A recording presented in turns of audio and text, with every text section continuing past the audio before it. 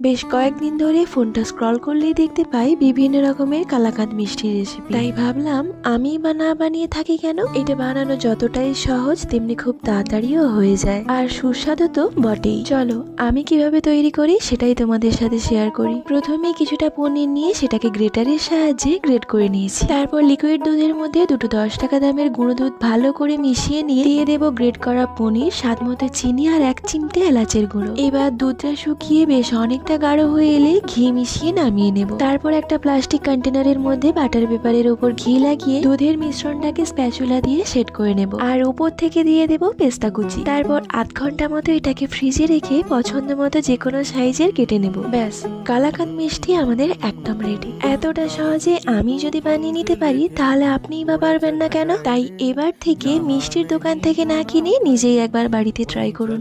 আর ভিডিওটা ভালো লাগলে পাশে থাকবেন। টাটা।